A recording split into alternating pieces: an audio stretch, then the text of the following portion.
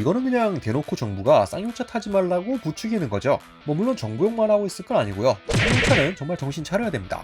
여러분, 오늘 제가 간단하게 질문 하나 던지고 시작할게요. 이 차 처음 나왔을 때 어떠셨나요? 그리고 성능이 어떤지 들었을 때는요? 네, 저도 압니다. 저희 채널에서도 몇 번 다뤘었는데요. 정말 쓴소리를 많이 해주셨죠. 하지만 좀 반전이 있었어요. 막상 출시하면서 가격이 나오니까 분위기가 180도 바뀌었어요. 막 2천만원대로 살 수 있다, 이거 다시 보니 선녀다, 이런 반응들이 쏟아지기 시작했죠. 전기차는 보조금을 받을 수 있는데 코란도 이모션은 5,500만원 미만이니 보조금을 100% 받을 수 있어서 실구매 가격이 나름 괜찮다는 반응들이었습니다. 그런데 최근에 이상한 말이 들려와요. 코란도 이모션이 전기차 보조금을 100% 다 못 받는다고 합니다.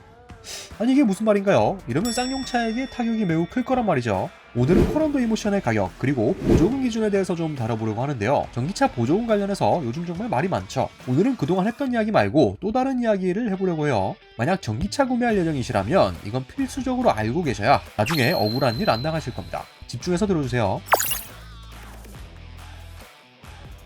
코란도 이모션이 어떤 차인지는 다들 알고 계실 겁니다. 쌍용차의 첫 번째 전기차로 국내에 정식 출시되기 전부터 굉장히 화제가 많이 됐던 차죠. 네, 근데 다들 알고 계시다시피 좀 안 좋은 쪽으로 화제가 됐었습니다. 일단 외관 디자인은 야 이거 뭐 전기볼이네 이런 말이 많았고요. 성능도 비판을 많이 받았죠. 그도 그럴 게 배터리 용량부터 좀 작았습니다.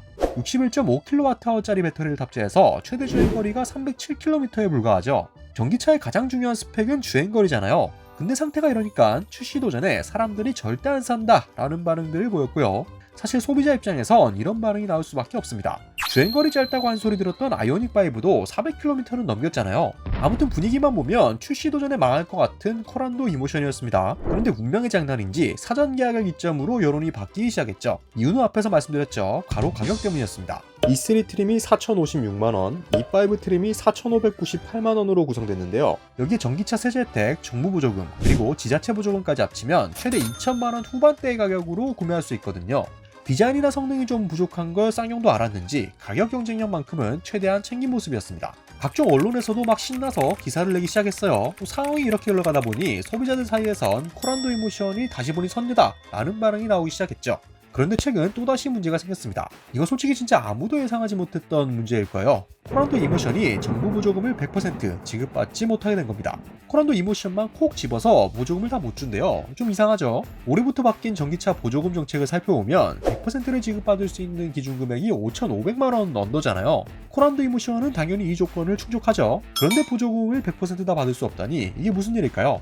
지금 기사들도 막 뜨고 있어서 제가 한번 환경부에 직접 전화를 걸어서 알아봤거든요. 전화를 잘 안 받아서 고생을 좀 했는데 일단 궁금증은 해결이 됐습니다. 내용이 좀 재밌더라고요. 지금 한국에서 전기차 보조금을 책정할 땐 대외적으로는 자꾸 가격만 강조가 되다 보니까 가격만 맞추면 되는구나 라고 생각하게 되는데 가격 말고 다른 기준이 있는 거 혹시 알고 계셨나요? 코란도 이모션은 이 다른 부분에서 문제가 생겨서 100% 보조금 지급을 받지 못하게 된 건데요. 가격 조건은 충족했으나 차량 성능이 정부 기준을 충족하지 못했다고 합니다. 이게 보조금을 지급하는 기준을 살펴보니까 차량의 성능이나 제조업체의 저공해차 보급 목표 달성 실적 이런 것까지 포함하고 있거든요. 코란도 이모션은 주행거리와 전비 등의 차량 성능이 기준치를 밑돌아 보조금 100%를 다 받지 못하게 됐습니다. 이거 다 받으면 700만원을 받을 수 있었는데 결국 665만원만 받을 수 있게 됐어요. 사실 금액만 놓고 보면 별 차이가 없네 하실 수도 있지만 지금 쌍용차에게 몇십만원도 엄청 큰 타격이 생길 수 있거든요. 차량 이미지 타격도 크죠. 지금 쏟아지는 기사들을 보면 제목이 이렇습니다. 쌍용, 코란도 이모션은 왜 전기차 보조금 100% 못 받나? 이런 게 많이 퍼지면 대놓고 쌍용 전기차는 보조금을 다 못 받는 차로 인식이 되겠죠. 그래서 왜 못 받았나 보니까 차 성능이 딸려서 못 받았다는데 이게 곧 기술력이 부족하다는 걸 의미하는 거잖아요. 쌍용차 입장에선 정말 두 번 죽이는 셈입니다. 그런데 여기서 의문이 드는 게 하나 있어요. 그래서 제가 환경부에 아니 그러면 기준치가 어떻게 되길래 충족을 못한 거냐라고 물으니까